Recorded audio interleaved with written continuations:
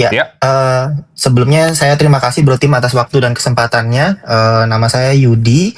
Konteks dulu di depan, saya umur udah 40 tahun, Ya. sudah menikah, 1 istri, 2 anak. Kemudian pertanyaan saya nanti lebih ke arah konsultasi portofolio dan finansial pribadi Bro Tim. Oke. Jadi anak saya ini satu yang paling besar tuh SMP kelas 1, dia Oke. akan kuliah 5-6 tahun lagi gitu. Dan anak saya ini punya cita-cita ya, dia punya teman komunitas gitu di Roblox-nya, dia punya teman dari Cina gitu. Jadi dia punya harapan ingin kuliah di luar negeri di Cina gitu bareng sama temannya Oke. itu gitu nanti suatu saat nanti. Nah, saya coba berhitung ya sepertinya akan butuh dana kalau di luar negeri itu mungkin ya kurang lebih sekitar 4 miliar gitu dalam 5-6 tahun gitu. Berarti Nah, undergrad dia ya, 4 tahun ya? S1 berarti untuk bachelor, Iya. untuk masuk S1-nya nanti. 4 tahun berarti? Iya, 4 tahun nanti. Betul. Oke. Kuliahnya 4 tahun, tapi masa saya harus mengumpulkan uang atau portofolio saya dalam 5-6 tahun ke depan ini berarti, karena dia sekarang SMP kelas 1 gitu. Itu kenapa Iya. sampai mahal sekali, sampai 4 miliar tuh di Cina, di mana itu? Oh, saya sebenarnya belum riset secara detail, tapi cuma ngobrol dengan AI dulu. Kira-kira saya butuh uang berapa ya kalau kondisinya seperti ini. Harusnya nggak Dan nyampe 4 AI-nya miliar bilang sih kurang kalau di lebih 4 Cina miliar. ya. Cina kan murah ya? Oh ya, baik. Ya, baik. Terima kasih informasinya Bro Tim. Lanjut, untuk konteksnya saya nggak punya bisnis, saya kerja 9 to 5 di salah satu perusahaan oil and gas di Indonesia. Ya. Dan saya memang agak memikirkan ya biaya inflasi pendidikan kan sekitar 10-15% gitu. Betul. Dan pendapatan saya itu per bulan di 65 juta rupiah.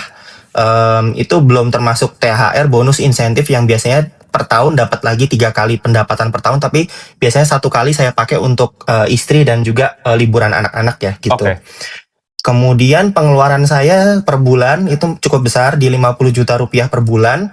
Ya. Ini besarnya di biaya sekolah anak juga. Saya percaya anak saya harus mendapatkan pendidikan sekolah yang terbaik ya gitu. Betul. Jadi hampir 15-12 juta untuk 2 anak saya untuk biaya sekolah anak dan les segala macam gitu. Nah, kemudian yang mau saya konsultasikan portofolio saya Bro Tim. Ya. Ini portofolio saya ini yang pertama saya bisa jelasin, saya ada SBN itu di 1,3 miliar gitu. Jadi saya ini pola investasinya agak konservatif dulu. Saya dulu ngejar bayar utang KPR sama mobil dulu. Kemudian itu semua udah lunas, akhirnya saya masukin ke SBN 1,3 miliar. Dari SBN ini ada passive income yang 5-6 juta yang biasanya selalu saya reinvestasikan kembali. Oke. Kemudian juga saya ada obligasi Indon 49 New, itu dalam US dollar. Ya. Itu secara rupiahnya 150 juta rupiah lah. Kamu belinya di secondary market atau primary waktu itu?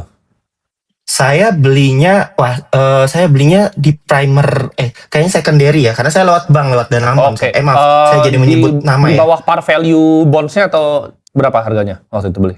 Indon 49. Waktu itu kayaknya 99% ya, masih di bawah ya, berarti 1% ya kalau nggak salah. Oke. Iya, gitu. Tapi waktu itu saya nggak berpikir ke sana. Saya mikirnya sederhana, butuh passive income gitu. Dan saya alhamdulillah dipercaya sama bos saya untuk beberapa kali ikut perjalanan dinas ke luar negeri. Jadi dolarnya itu saya kumpulin, nggak saya tukar ke rupiah gitu. Saya masukkan ke situ gitu untuk dapat passive income.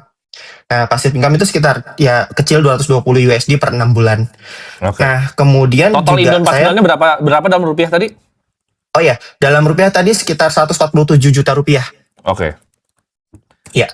Kemudian ada lagi nih obligasi FR95, saya ikut juga, ini kecil 37 juta rupiah. Terus saya pegang kas IDR rupiah itu sekitar 100 juta rupiah saat ini. Itu gabungan, ada kas USD juga. Jadi 84 jutanya dalam bentuk rupiah, 15 jutanya dalam bentuk IDR, total 100 juta rupiah gitu. Kemudian saya juga pegang saham bank BBCA di 110 juta rupiah, BMRI 58 juta rupiah, totalnya 168 juta rupiah gitu. Yeah. Kemudian saya juga pegang saham US, itu ada AAPL, Apple, itu di sekitar 43 juta rupiah, Microsoft itu 79 juta rupiah, dan satu lagi ETF SPY itu di 55 juta rupiah. Jadi kalau di total saham US ini sekitar 178 juta rupiah. Ya. Kemudian yang terakhir itu ada emas sedikit, itu sekitar 42 juta rupiah, dan ada Bitcoin juga masih sedikit porsinya di 13 juta rupiah gitu. Total portfolio Nah. kamu ada berapa jadinya? Total portofolio saya jadi total, sebentar saya ini apa namanya, saya jumlahkan dulu. Kalau totalnya sekitar, tuh kok nggak mau ya, sebentar.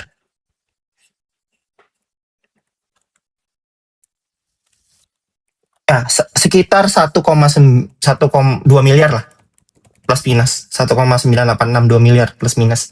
Oke. Oke. Nah, pertanyaan saya ini kan, saya memang sebenarnya sebelumnya ini masih belajar investasi lebih ke arah konservatif. Kalau persen-persennya berapa tadi berarti? Bondsnya berapa persen? Equity berapa persen? Sama cash berapa? Oke, kalau bondsnya sebentar, saya hitung dulu ya.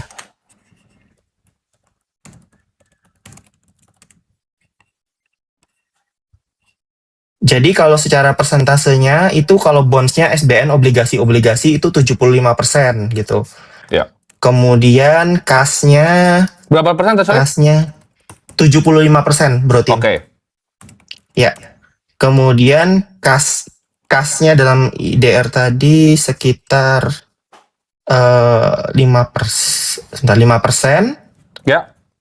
Kemudian 20% untuk equity. saham, iya 20% kurang lebih equity, sama ada sedikit emas dan Bitcoin. Ya. Jadi pertanyaan saya sih lebih ke arah ini ya, dengan tujuan finansial saya tadi dan di umur saya 40 ini, apakah saya bisa lebih agresif ya dalam berinvestasi misalkan, dan sarannya seperti apa gitu? Apakah saya masuk lebih banyak ke Bitcoin gitu, saya harus lebih banyak ke Bitcoin gitu, atau ke saham, atau seperti apa ya bro Tim ya? Nah, pertanyaan pertama.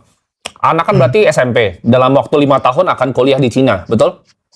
Betul, 5-6 tahun, betul. Nah, itu berarti lebih prioritas dong dibanding dana pensiun?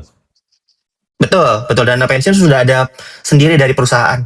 Oke, jadi prioritas tujuan keuangan penanya di sini itu adalah pengen anaknya kuliah di Cina dalam waktu 5 tahun? Betul, dalam waktu 6 tahun sih. Ya. Nah, ya kita kan kalau misalnya walaupun 6 tahun, kita akan siapin lebih enak setahun sebelumnya. Itu Ya, mau kuliahnya di daerah mana? Anaknya bilang. Dia sih daerahnya belum, tapi di arsitektur ya dia tujuannya. Saya lupa nama daerahnya, ada top university-nya, lupa ada namanya, ada catatannya tapi mau lupa di kota gitu. yang tier 2 yang lebih pinggir-pinggir atau tier 1 yang kayak Shanghai?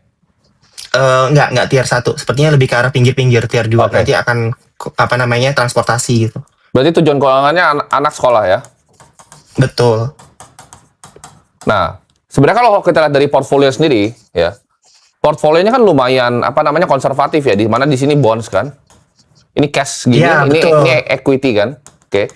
Nah, Betul, anak betul. sekolah ini kan tadi 5-6 tahun. Nah, 5-6 tahun ini instrumennya apa? Jadi kita itu berinvestasi dari tujuan keuangan, betul? Ya, Ketika betul, kita sepakat. mau punya tujuan keuangan, misalnya untuk anak mau sekolah dalam setahun, oke, obviously nggak bisa pakai saham. Oke. Tapi kalau misalnya targetnya 5 tahun, sudah pasti instrumennya adalah instrumen equity. Oke. Karena jangka waktunya 5-6 tahun. Nah, kita harus tahu dulu nih, nilai uang yang kita butuhkan itu seperti apa. Nah, tadi kan SBN-nya tadi udah digambarnya, jadi ada gabungan dari SBN, ada di Indon juga, ada di FR. Oke. Berarti uang tabungannya ini yang bisa dipakai untuk berinvestasi, betul? Betul. Oke. Dalam 5-6 tahun, kita harus tentuin targetnya dulu, oke? Tadi walaupun bro bilang di sekitar 4 miliar, karena kebetulan gue juga punya cici yang gue biayain di Cina, dan lumayan oke tempatnya, jadi gue tahu lah harga-harga di sana.